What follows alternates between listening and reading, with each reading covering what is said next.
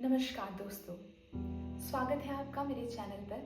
हम पढ़ रहे थे कहानी सलाम। यदि आपने पहला भाग नहीं देखा है तो आप जाकर वीडियो में देख सकते हैं।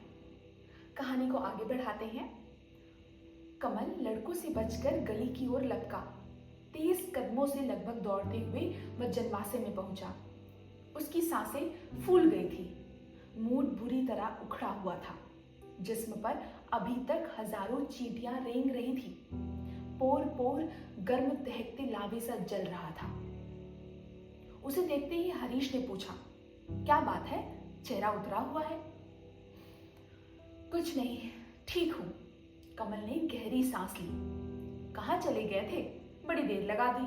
चाय का इंतजाम कराया है, बस तुम्हारा ही इंतजार था, हरीश ने कहा।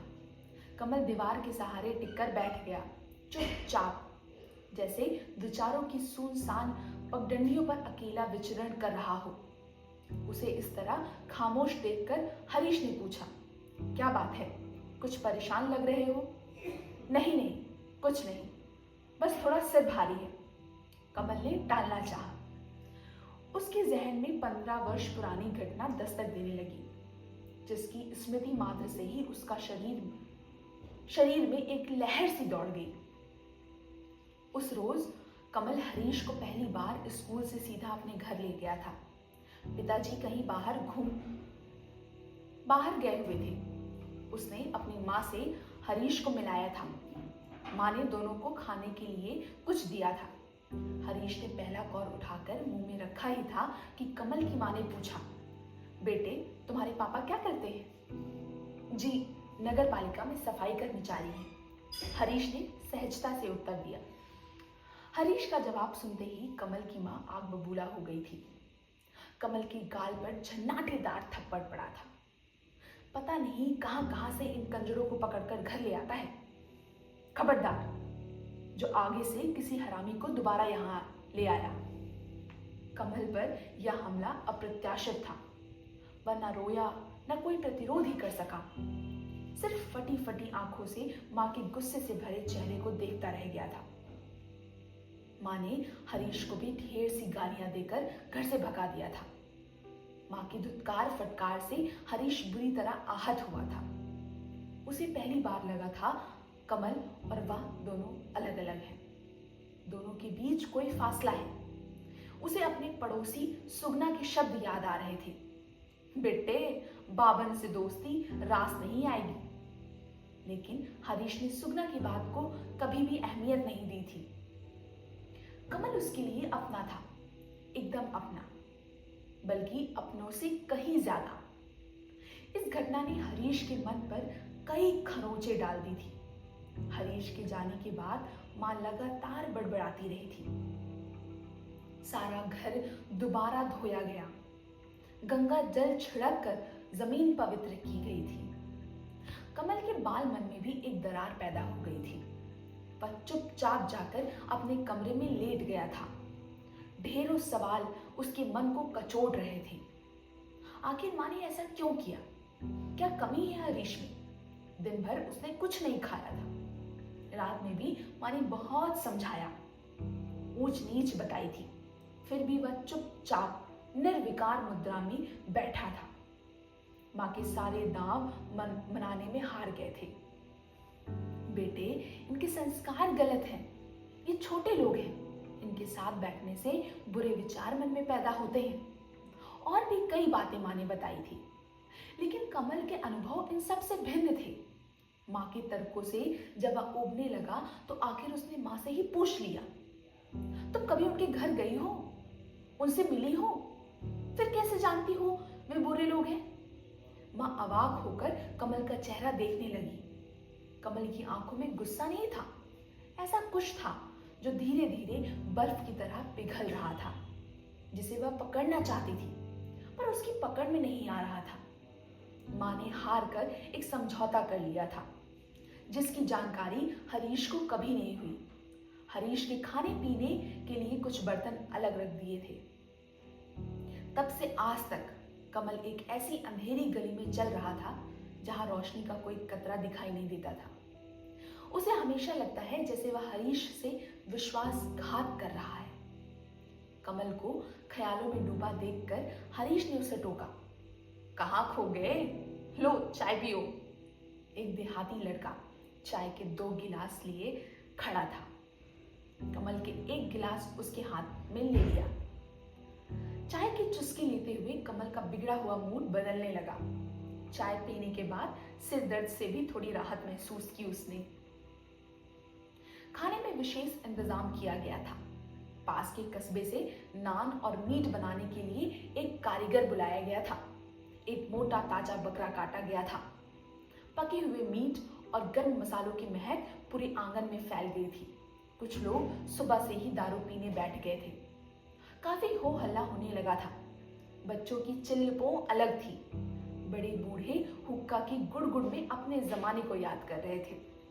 औरतों की व्यस्तता कुछ अलग थी। हरीश की सास ने पुराने कपड़ों पर एक नई ओढ़नी डाल दी थी। दूल्हे के साथ लेकर उसे सलाम पर जाना था। हरीश के पिताजी कुछ परेशान दिखाई दे रहे थे। कमल ने परेशानी का कारण जानना चाहा तो वे टाल गए। सुबह से ही कुछ चल रहा था जिसका थोड़ा आभास कमल को होने लगा था, लेकिन कोई भी उसके सामने खुलकर बात नहीं कर रहा था। हरीश के ससुर जुम्मन ऋषिकेश में सरकारी कर्मचारी थे। परिवार गांव में रहता था। पारंपरिक जीवन था। गांव के कई परिवारों में साफ सफाई का काम हरीश की सास करती थी। जुम्मन की बड़ी लड़की बाप के साथ ऋषिकेश में ही रहती थी, सरकारी मकान में। आस पड़ोस की देखा देखी जुम्मन ने भी उसे स्कूल भेज दिया। देखते देखते उसने हाई स्कूल की परीक्षा पास कर ली थी। साथ ही उसमें सुगढ़ता भी आ गई थी। अच्छा परिवेश पाकर उसमें बदलाव आ गया था। गांव भर की लड़कियों से अलग दिखाई पड़ती थी।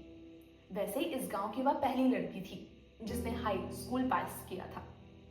जुम्मन की घरवाली जिन परिवारों में काम करती थी उनमें अधिकतर राजपूत थे।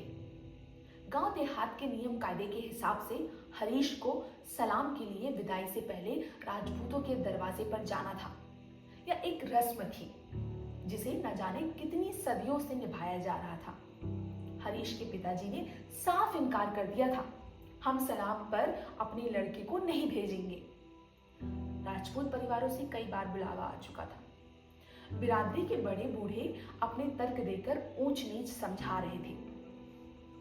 बाप दादों की रीत है, एक दिन में तो ना छोड़ी जाएगी। वे बड़े लोग हैं, सलाम पे तो जाना ही पड़ेगा। और फिर जन्मे रहकर मगरमच्छ से बैर क्या रखना। इसी बहाने कपड़ा लत्ता बर्तन भांडे भी नेक दस्तूर मिल जाएंगे। हरीश ने भी स्पष्ट तौर पर कह दिया था, मुझे ना ऐसे कपड़े चाहिए ना बर्तन। मैं अपरिचितों के दरवाजे सलाम पर नहीं जाऊंगा। हरीश ने जब जब भी किसी दूल्हे या दुल्हन को इस तरह दरवाजे दरवाजे घूमते देखा, उसे लगता था जैसे स्वाभिमान की चिंदी चिंदी करके बिखेरा जा रहा हो।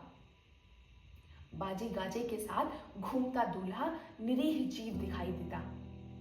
दामाद हो या नई नवेली दुल्हन, सलाम के लिए घर घर जाने का रिवाज है जो हमने नहीं पुरखों ने बनाया था, जिसे इस तरह छोड़ देना ठीक नहीं है। गांव में रहना है 10 जरूरतें हैं, जुम्मन ने जोर देकर कहा। हरीश ने तीखे शब्दों में कहा, आप चाहे जो समझे, मैं इस रिवाज को आत्मविश्वास तोड़ने की साजिश मानता हूं। यह सलाम की रस्म बंद होनी चाहिए। आवाज सुनकर कमल हरीश की ओर बढ़ा। कमल को अपनी ओर आते आते देखकर हरीश चुप हो गया। हरीश का चेहरा तनाव से कसा हुआ था। क्या बात है हरीश, मुझे भी कुछ बताओ, कमल ने जिज्ञासा प्रकट की। प्रत्येक कार्यकलाप में कमल हरीश के साथ था, घर से लेकर यहाँ तक, लेकिन इस वक्त वह अपने आप को अलग थलग महसूस कर रहा था। हरीश के पिताजी ने कमल के कंधे पर हाथ रखा। कुछ नहीं बेटे, आप वहां बैठो। सामने आंगन में नीम के पेड़ के नीचे मैंने आपके लिए एक चारपाई लगवा दी है, आराम करो। जाट बिरादरी की कुछ समस्याएं हैं, हम निपटा लेंगे। कमल को लगा जैसे वह सचमुच बाहरी व्यक्ति है। उसने कातर दृष्टि से हरीश की ओर देखा। हरीश ने आंखों के इशारों से शांत रहने के लिए कहा। कमल जाकर चारपाई पर बैठ गया। दोपहर होते होते बात पूरे गांव में फैल गई। जुम्मन के जवाई ने सलाम पर आने से मना कर दिया है। गांव के राजपूत बल्लू राजपूत की चौपाल पर जुटने लगे थे। ऐसा लग रहा था जैसे जोहड़ के पानी में किसी ने कंकड़ फेंक दिया हो। गोल गोल लहरें घूम घूम कर किनारे तक फैल गई थी। राजपूत गुस्से में फनफनाए घूम रहे थे। बल्लू राजपूत का सीखिया पहलवान रामपाल कमल उपाध्याय को चाय की दुकान से धकिया कर चढ़ा हुआ घूम रहा था। अपनी बहादुरी का किस्सा समूचे गांव को सुना चुका था। कैसे एक भंगी को उसने चाय की दुकान से जात छिपाकर चाय पीते रंगे हाथों पकड़ लिया था। बराती था इसलिए छोड़ दिया। यह हरकत किसी और ने की होती तो अभी तक अर्थी सज रही होती। लोग सुनते और मजा लेते, साथ ही अपनी ओर से कुछ जोड़ देते। दोपहर तक चर्चा पूरे गांव में फैल गई थी। बल्लू राजपूत हालात देखकर खुद जुम्मन के घर आया। आते ही उसने जुम्मन और उसकी घरवाली को मेहमानों के सामने ही फटकार सुनाई। जुम्मन, तेरा जमाई अब तक सलाम पर क्यों नहीं आया?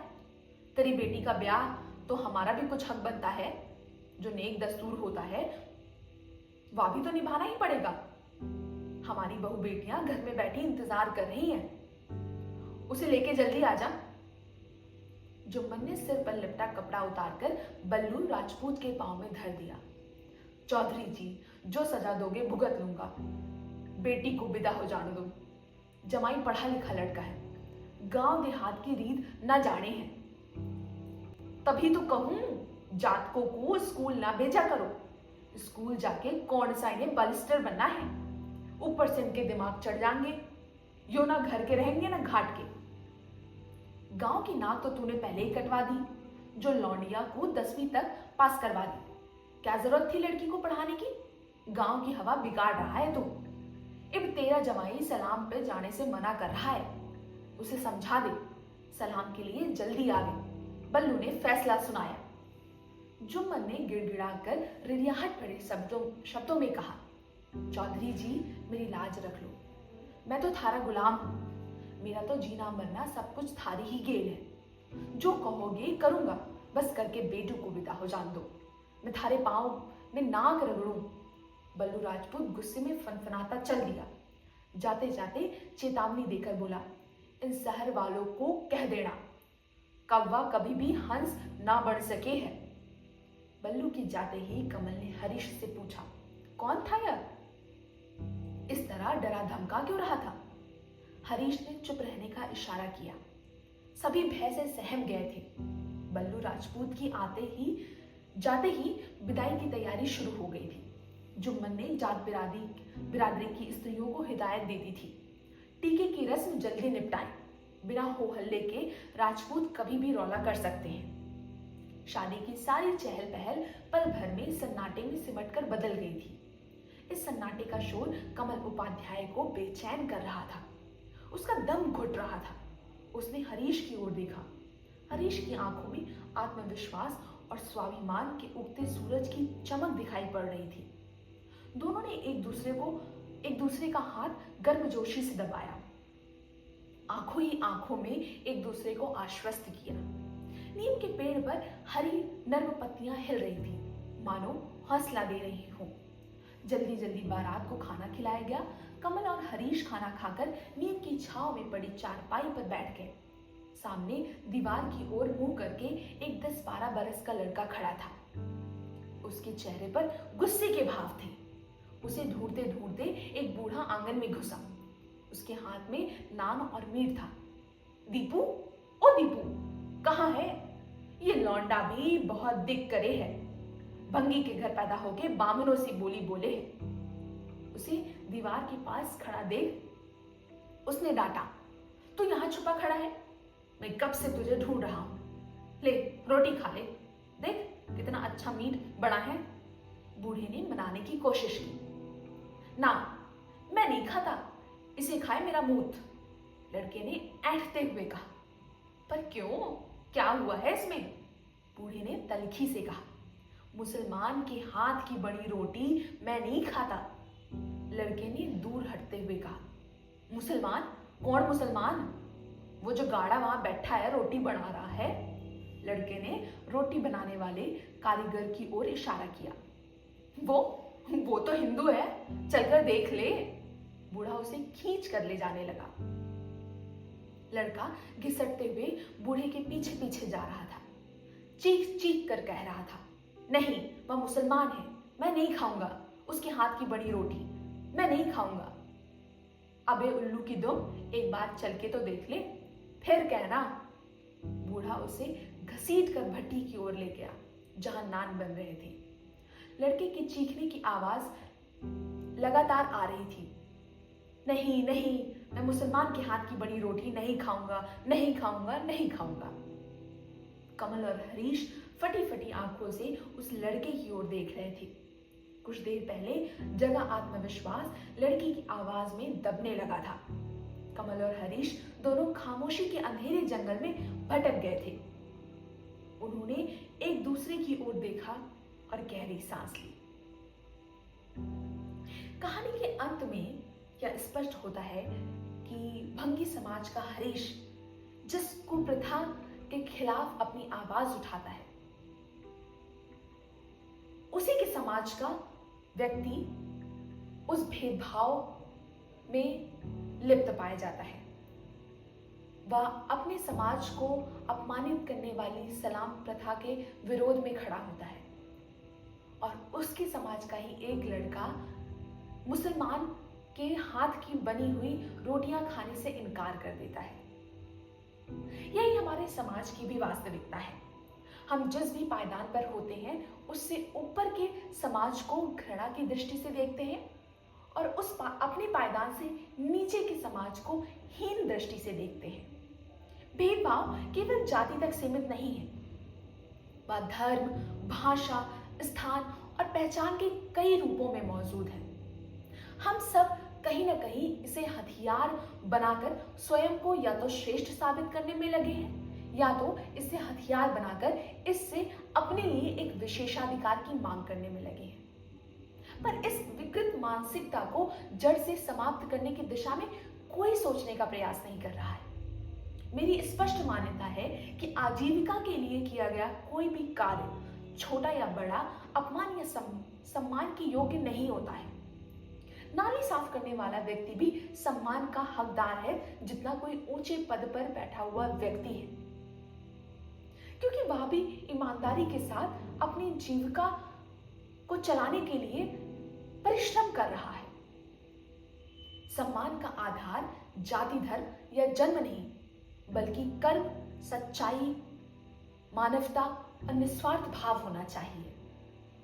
यदि हम अपने भेदभाव को किसी भी रूप में उसे सही ठहराने का प्रयास करते हैं तो कहीं ना कहीं हम अपने ही समाज को क्षति पहुंचाते हैं, क्योंकि अन्याय अंततः लौटकर हमारे पास ही आता है।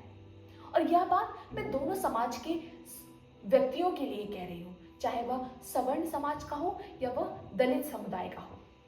यदि सवर्ण समाज का व्यक्ति शक्तिशाली है और वह किसी कमजोर दलित समुदाय के व्यक्ति के साथ उस पर अपनी सत्ता कायम करने की कोशिश करता है या उसके साथ भेदभाव करता है, उसके साथ अमानवीय व्यवहार करता है, तो वह उसका हर्जाना उसी के समाज के किसी अन्य व्यक्ति को भुगतना पड़ेगा।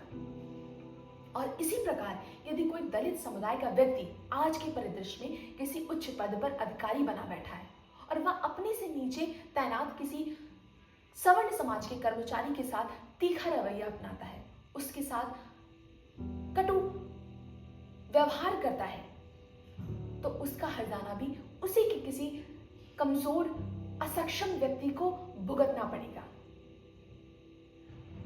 यह कहानी हमें सिर्फ जाति व्यवस्था की जो अमानवीयता है उसको ही हमारे सामने नहीं रखती है, बल्कि यह स्पष्ट करती है कि समस्या जाति की ही नहीं है, बल्कि हमारी व्यक्तिगत श्रेष्ठता की मानसिकता में है।